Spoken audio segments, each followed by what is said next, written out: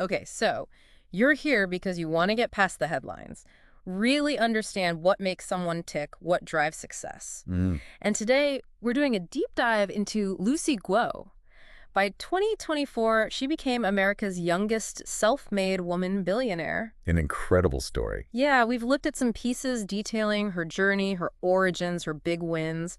And our mission really is to figure out the key ingredients here, Go beyond the usual narrative. Well, the first thing that jumps out is the contrast in her early life. Yeah. Born in Silicon Valley, parents were Chinese immigrants, Right. and she was coding really young, like 8 years old. Wow, okay. So tech prodigy vibes early on. Kind of, but then her teenage years were, well, completely different. We're talking homelessness. Seriously, sleeping in her car. Yeah, moving in a car, juggling freelance gigs, online classes, it just completely flips that script. It really does. It shatters that image. One source mentioned people saw her as a dropout with attitude. Yeah. But it seems like that just fueled her, gave her that chip on her shoulder they talked about. How do you think that early struggle played into it? Oh, hugely, I'd imagine.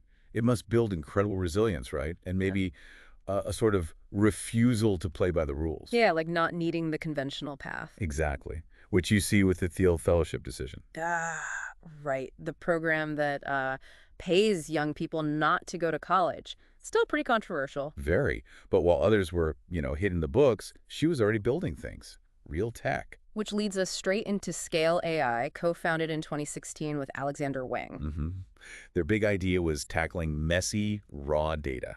and turning it into something usable for AI. Precisely. Labeled data. The stuff that actually trains AI systems. Think about what their data powered. Yeah. Military drones, self-driving cars. National defense systems even. The impact is massive. Huge. And she was apparently the engine behind a lot of it early on. So what was the key? Why did Scale AI become so crucial so fast? Well, they nailed a fundamental need. AI needs good data to learn. High-quality labeled data. They provided that infrastructure. So they solved a huge bottleneck. Exactly. They let everyone else build better AI faster, which makes her leaving kind of surprising, doesn't it? Yeah, the timing. Just as Scale AI was like exploding, as one source put it, she walks away. And people wondered, right, was she forced out? Some kind of drama? But her response was apparently just classic Lucy Guo. Nah, I just don't like doing the same thing for too long. Huh. Tells you a lot, right? That relentless need for the next thing, the new problem. Yeah, it seems like the initial build, the rapid growth, that's her zone. So next up was Back-End Capital, her own VC firm, doing early stage stuff. Right, staying in the game. And then Passes, that one's really interesting, a platform for creators. To monetize directly, own their work. Exactly. More independence from big tech. You can almost see a thread there, connecting back to her, maybe feeling like an outsider, wanting to build systems for individuals. That makes a lot of sense. And then, boom, 2024, she hits billionaire status.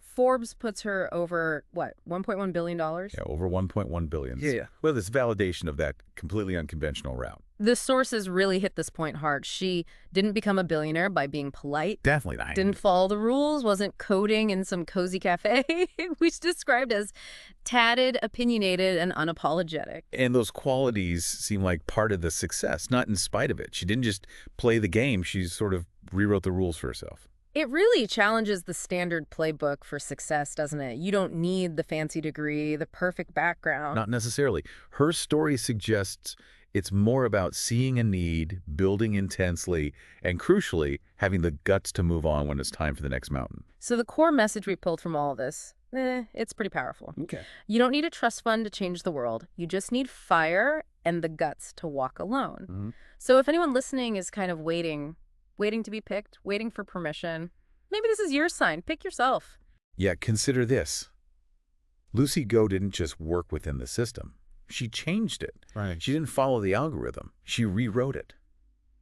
Because sometimes the most powerful code isn't software. It's rebellion. Exactly, it's rebellion.